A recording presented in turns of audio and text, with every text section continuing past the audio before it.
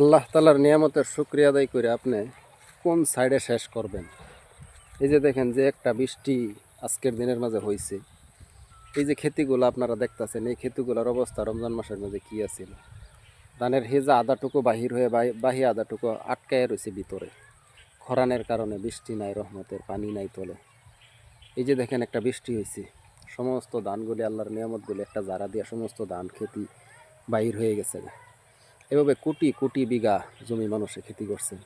আল্লাহ পাকের একটা রহমতের বৃষ্টি পাওয়ার কারণে কোটি কোটি বিঘা জমির মাঝে ধান, এক এক বিঘা জমির মাঝে 4 মণ 5 মণ করে ধান মানুষে বেশি পাইবে। এই যে এত বড় একটা আল্লাহ পাকের নিয়ামত, আপনি কোন সাইডে আল্লাহর নিয়ামতের শুকরিয়া আদায় করবেন? এই একটা সাইডে আপনাকে বলছি, এভাবে শত শত লক্ষ লক্ষ কোটি কোটি সাইড আল্লাহ তালা আমাদেরকে নিয়ামত দিয়ে ভরপুর করে রাখছেন। তার বাদেও আমরা আল্লাহ পাকের সাথে কী করি? না শুকরি করি। এই জন্য আমরা শুকরিয়া আদায় করা দরকার। এবাদতের মাধ্যম দা, ইমান আমল নিয়ে চলার মাধ্যম দা শুকরিয়া আদায় করতে হইব। শুধু আলহামদুলিল্লাহ বললে শুকরিয়া আদায় হয় না। আপনি 1 কোটি বার আলহামদুলিল্লাহ বললেন, কিন্তু আপনার জীবনের মাঝে আপনি নামাজ পড়েন না, কিন্তু আপনার শুকরিয়া আদায় হইল না। এবাদত ইমান এবং আমল নিয়ে চলার মাধ্যম দিয়ে আল্লাহ তাআলার শুকরিয়া আদায় হইব, এটাই বাস্তব।